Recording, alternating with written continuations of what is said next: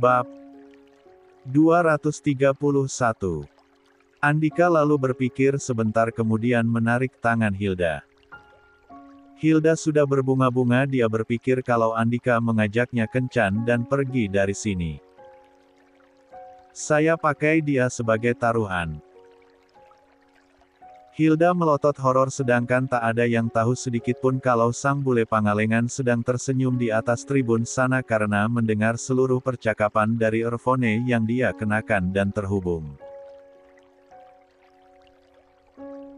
112. Dengan alat perekam di tubuh suaminya.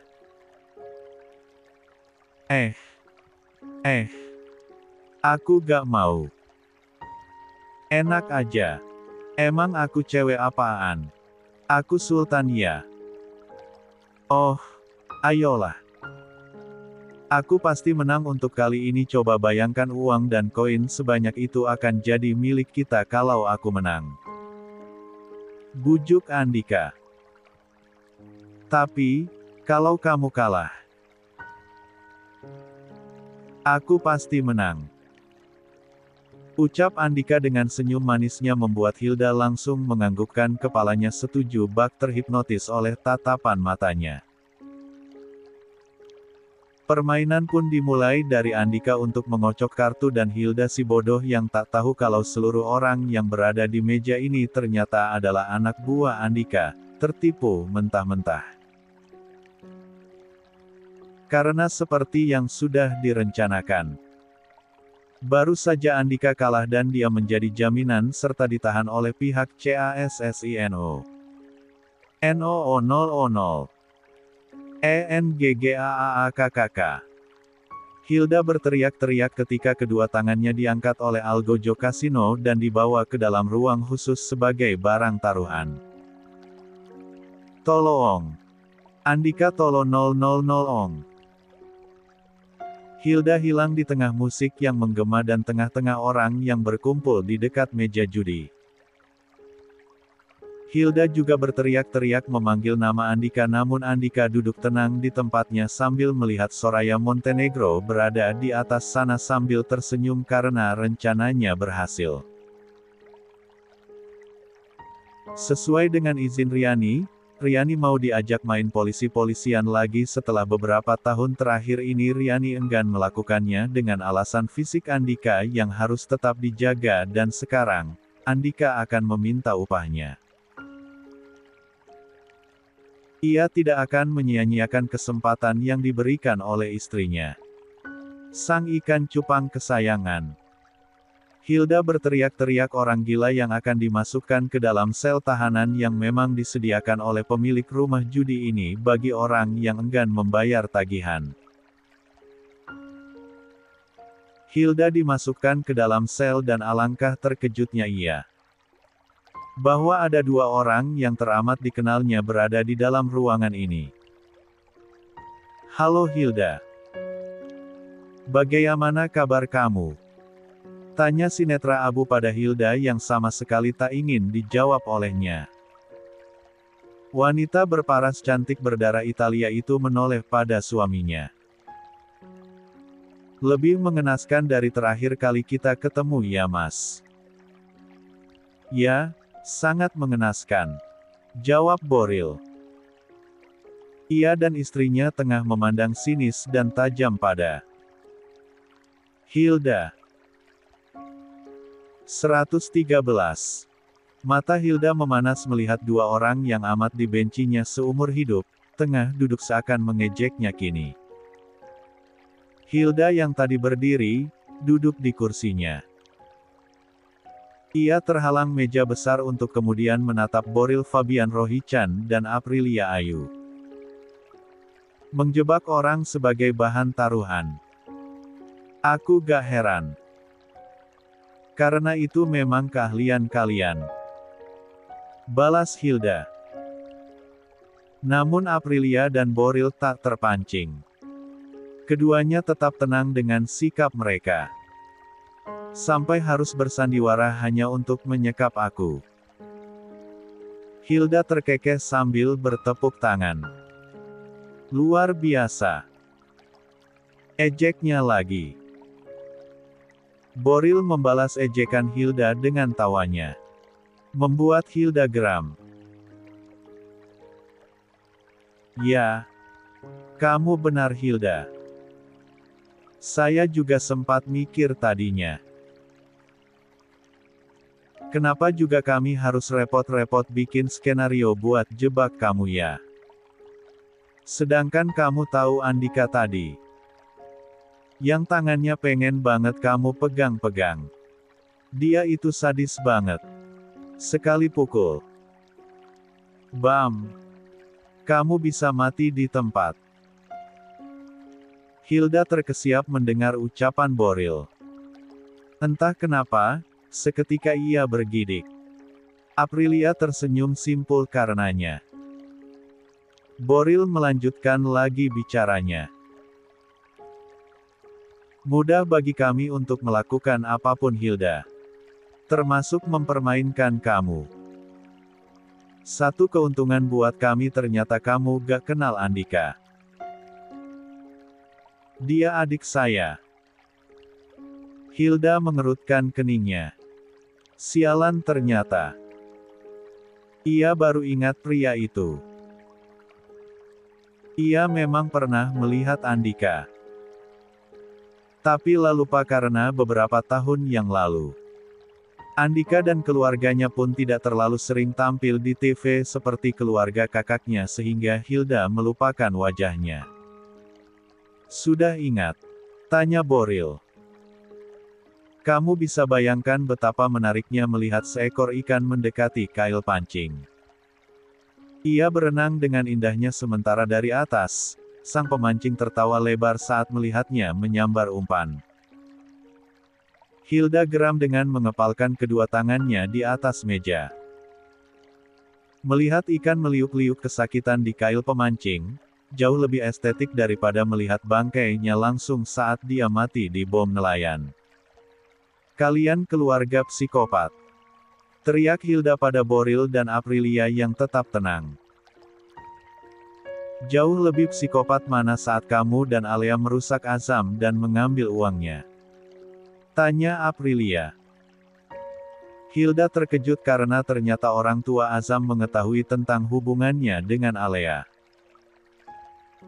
Kamu menggunakan Alea untuk menjerat anak saya dan membuatnya bodoh. Azam tidak bodoh. Dia jatuh cinta pada wanita yang tepat. Yang memang seharusnya layak menjadi istrinya. Boril dan Aprilia merasa heran dengan sikap Hilda yang sama sekali tak merasa bersalah. Layak jadi istrinya. Bukankah kamu seorang perempuan? Tapi kenapa kamu besarkan Alea jadi seorang wanita nakal? Kamu didik dia dengan cara yang salah. Kamu besarkan dia dengan jalan yang penuh dosa. Tidak sadarkah kamu, menjerumuskan keponakanmu sendiri? Tanya Aprilia dengan netra abunya yang memerah di bagian sisinya. Hilda bangun dari duduknya lalu menunjuk pada Boril. 114. Kamu yang sudah menghancurkan rumah tangga kedua orang tuanya. Kamu goda Risma sampai dia meninggalkan Teddy dan membuat Risma mati bunuh diri karena kamu tinggalkan. Aprilia yang kesal dan tidak tahan dengan ucapan wanita tersebut lalu bangun dari duduknya dan mendorong Hilda sampai dia terjatuh tersungkur. Boril pun bangun dari kursinya baru kali ini dia melihat sang istri penuh dengan amarah. Yang belum pernah ia lihat sama sekali. Boril memegangi bahu istrinya dari belakang. Ma. Aprilia bergeming. Ia masih melihat ke arah Hilda yang kini tertawa sambil menyender pada tembok. Laseka darah segar yang mengalir dari dahinya. Kalian, hanya bisanya melakukan kekerasan.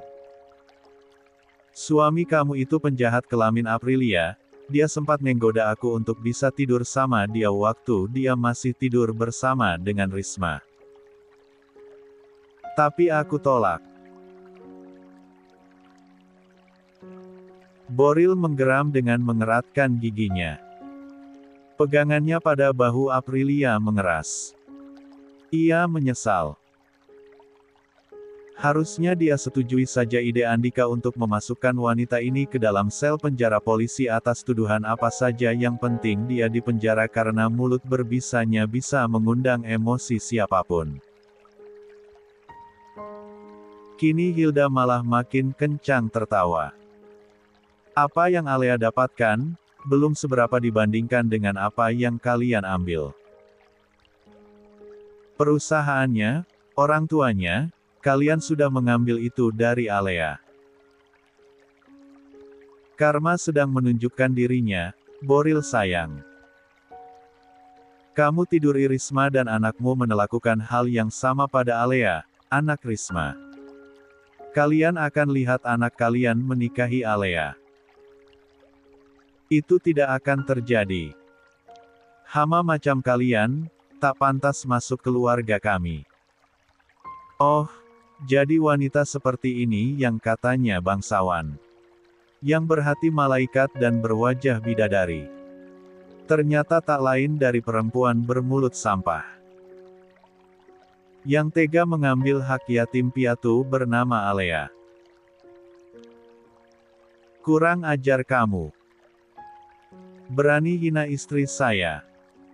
Boril akan menendang Hilda, namun Aprilia mencegahnya. Meski hatinya juga tengah dikuasai amarah, terlihat dari wajahnya yang merah padam, namun Aprilia masih bisa mengendalikan dirinya. Jangan kotori tangan kita, Mas. Mas akan robek mulut siapapun yang berani hina kamu, Yu.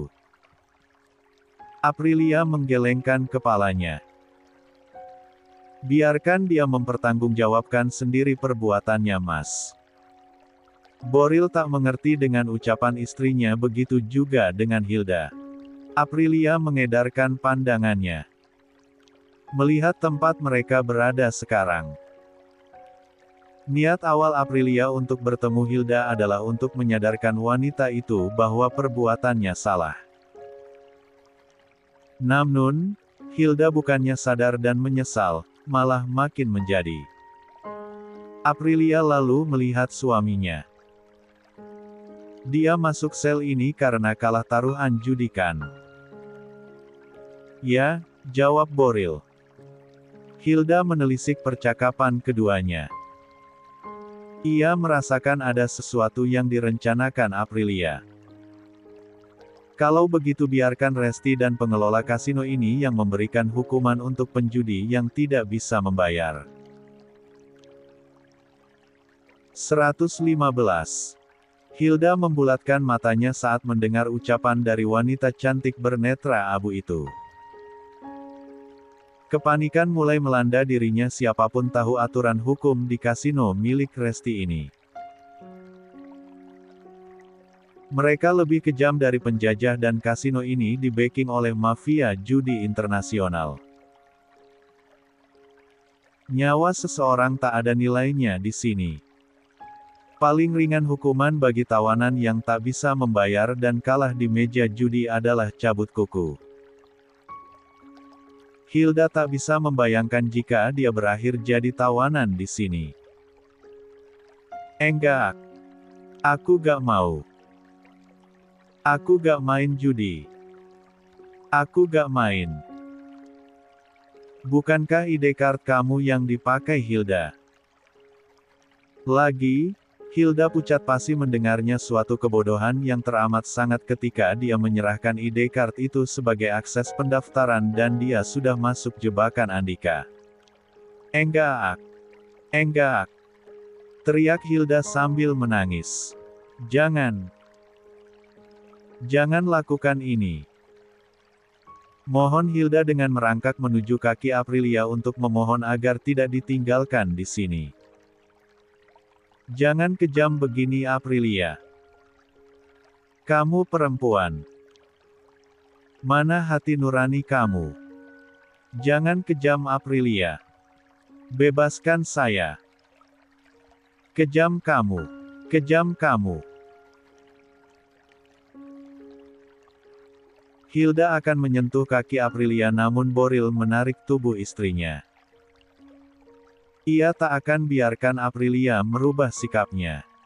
Boril lalu segera membawa istrinya keluar dari ruangan itu dan Hilda mengejarnya.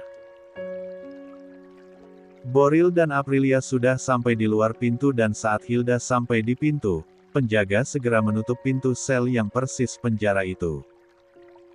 Aprilia tetap berjalan keluar dari arah sana sambil berusaha menulihkan pendengarannya. Aprilia, lepasin gue. Biadab lo. Perempuan berhati busuk. Perempuan gak punya nurani. Bebasin gue.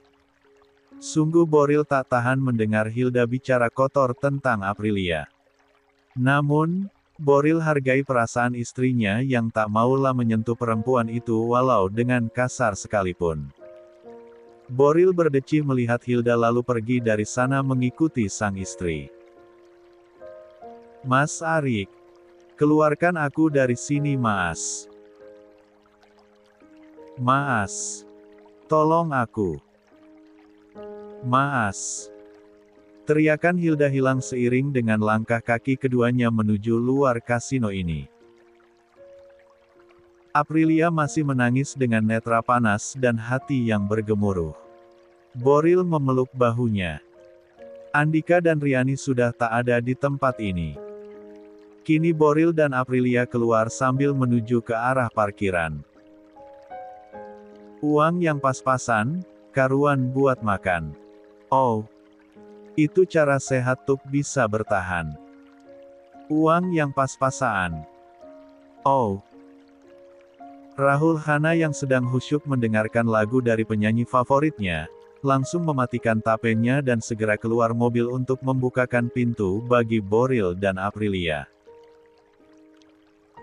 Udah Pak. Bu. Tanya Rahul sopan.